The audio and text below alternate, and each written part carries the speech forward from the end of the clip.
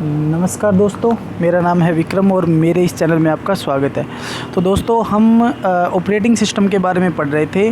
उससे पहले अगर दोस्तों आप इस चैनल पर नए हो तो इस चैनल को सब्सक्राइब कर लीजिए। यहाँ पर आपको आगामी जो कंप्यूटर टीचर की वैकेंसी है, जो इन्फॉर्मेशन असिस्टेंट की वैकेंसी है, जो विद्युत विभाग में आने वाली है, और DSSB की कंप्यूटर टीचर की जो वैकेंसी है उससे रिलेटेड मटेरियल आपको यहाँ पर प्रोवाइड किया जाएगा। ठीक है, सारा मटेरियल आपको हिंदी में प्रोवाइड किया जाएगा तो आपको पढ़ने में आसानी होगी। हिंदी मीडियम के जो स्टूडेंट हैं उनके लिए सहूलियत वाला मटेरियल यहाँ पे प्रोवाइड किया जाएगा। ठीक है, तो पिछले वीडियो में हमने क्या पढ़ा था?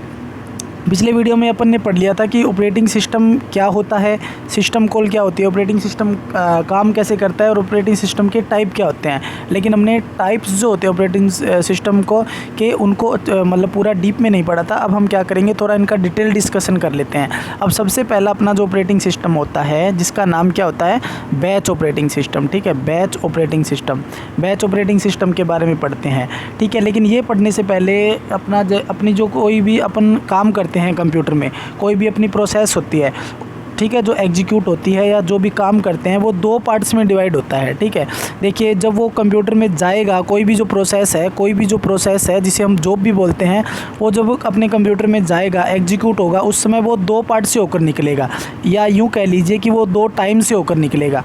और उन्हें क्या बोलते हैं, CPU टाइम और इनपुट आउटपुट टाइम बोलते हैं। अब देखिए CPU टाइम क्या होता है? CPU टाइम होता है कोई भी प्रोसेस का CPU को यूज़ करना, यानी कि कोई भी प्रोसेस जितने भी पर्टिकुलर टाइम के लिए अपने प्रोसेसर को यूज़ करती है उसे क्या बोलते हैं, CPU टाइम बोलते हैं। ठीक है, और input output time, input output time क्या होता है, इनपुट आउटपुट ऑपरेशन में लगने वाला समय, यहाँ पर CPU यूज़ नहीं होता।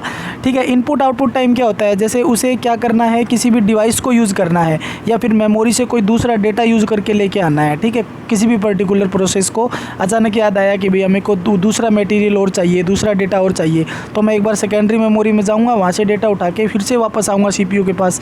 तो इस पूरे काम में जो लगने वाला जो टाइम होता है ना, उसे क्या बोलते हैं, इनपुट आउटपुट कॉस्ट या इनपुट आउटपुट टाइम बोलते हैं। ठीक है, और इन दोनों के कॉम्बिनेशन से अपना क्या बनता है, कंप्लीट एग्जीक्यूशन टाइम बनता है। यानी कि CPU टाइम, CPU में लगने वाला समय, और इनपुट आउटपुट में लगने वाला समय, जो इन दोनों के मिलने से जो बनता है ना, उन दोनों के मिलने से बनता है कंप्लीट एग्जीक्यूशन टाइम। यानी कि इस पर्टिकुलर टाइम में अपनी जो प्रोसेस है वो एग्जीक्यूट हो जाती है। ठीक है, अब देखिए अपन पढ़ते हैं बैच ऑपरेटिंग सिस्टम के बारे में। बैच ऑपरेटिंग सिस्टम में क्या होता है फ्रेंड्स, बैच ऑपरेटिंग सिस्टम में इसमें क्या होता है, एक जैसी जो जॉब्स होती हैं, सिमिलर टाइप की जो जॉब्स होती हैं, उनका क्या बना लिया जाता है, एक बैच बना लिया जाता है, एक ग्रुप बना लिया जाता है। ठीक है, उनका एक ग्रुप बना लिया जाता है।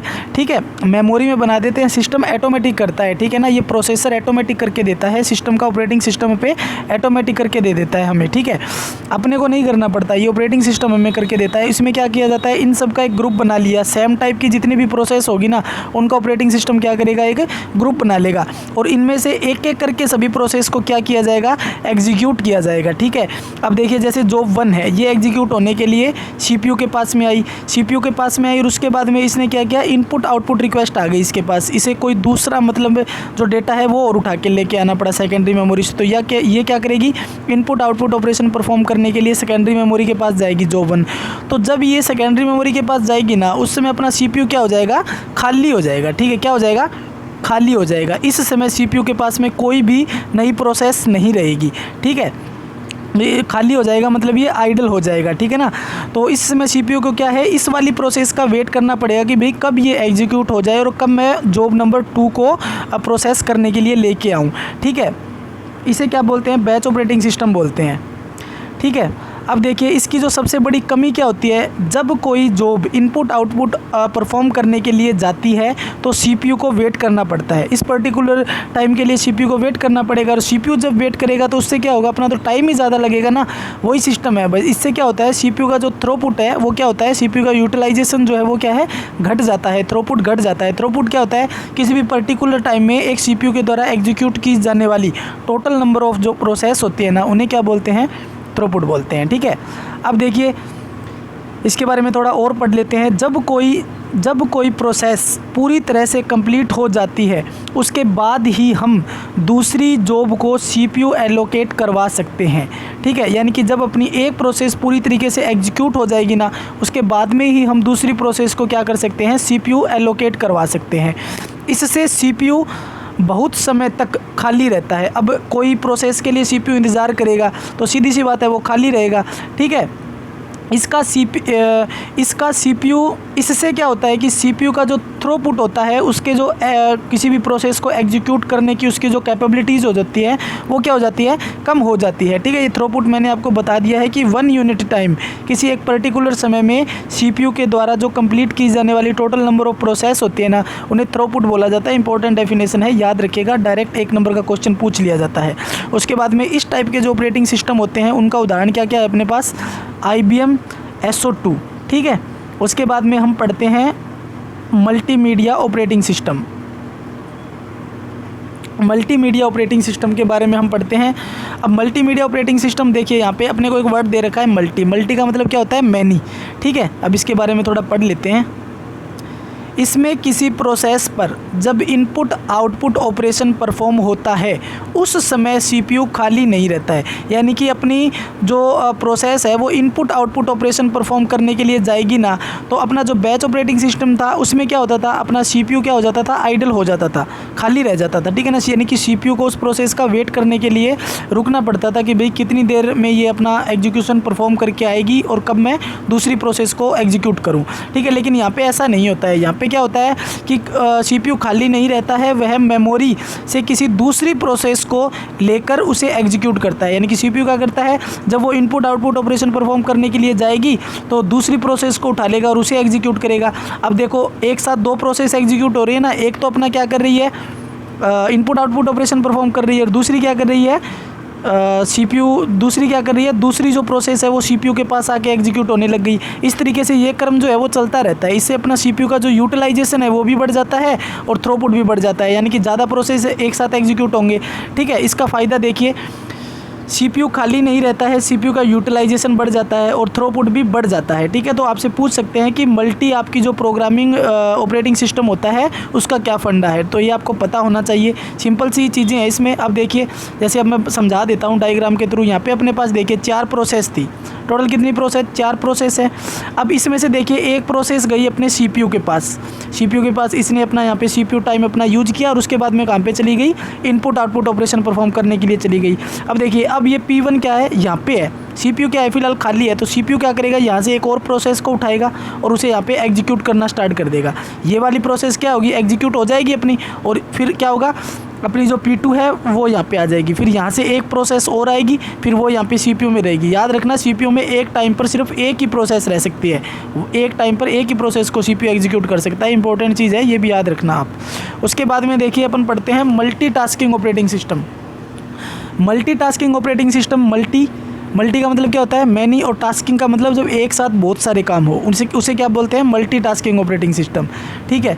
अब इसमें क्या होता है देखिए, ये मल्टीमीडिया प्रोग्रामिंग का एक्सटेंशन होता है, ये मल्टी प्रोग्रामिंग का एक्सटेंशन होता है, सॉरी, ये मल्टी प्रोग्रामिंग वाला अपना जो इन्वायरमेंट होता है ना, उसका क्या होता है, एक्सटेंशन होता है, यानी कि उसको थोड़ा बढ़ा के बनाया गया है। यानी सिस्टम मल्टी प्रोग्रामिंग एनवायरनमेंट में होना चाहिए। यानी एक तो अपना सिस्टम पहले से क्या होना चाहिए, मल्टी प्रोग्रामिंग एनवायरनमेंट में होना चाहिए।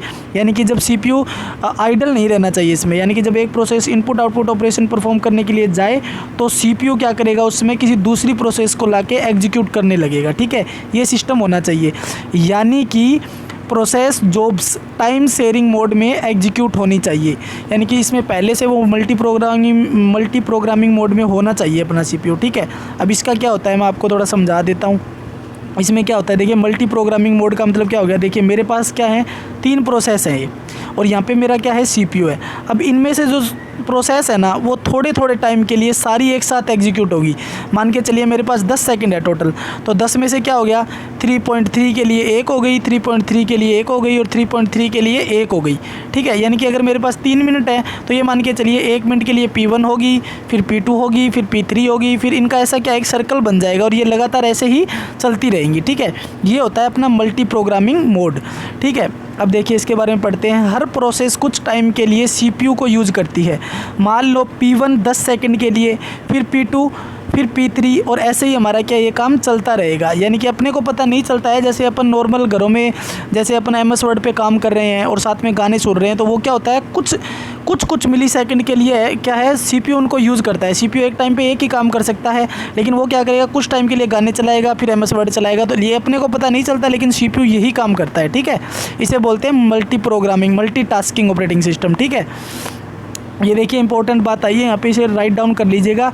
CPU एक समय पर एक प्रोसेस ही चला सकता है, लेकिन हमें भ्रम होता है कि बहुत सारी प्रोसेस एक साथ रन कर रही हैं। ठीक है, उसके बाद में जैसे सॉन्ग इंटरनेट साथ में यूज़ करना, ये बारी बारी से 10-10 माइक्रो सेकंड्स के लिए CPU यूज़ करते हैं। ठीक है ना, यानी कि बहुत छोटे छोटे टाइम के लिए, ये फिक्स टाइम नहीं है, बहुत छोटे छोटे टाइम के लिए क्या किया जाता है CPU को बार बार ये चीज़ें यूज़ करती हैं। ठीक है, उसके बाद में अपना अगला जो है मल्टी प्रोसेसर ऑपरेटिंग सिस्टम। ठीक है, देखिए मल्टी प्रोसेसर जो ऑपरेटिंग सिस्टम है इसका अपन करेंगे अगले वीडियो में। ठीक है ना, अगले वीडियो में मल्टी प्रोसेसर ऑपरेटिंग सिस्टम पढ़ा दूंगा मैं आपको।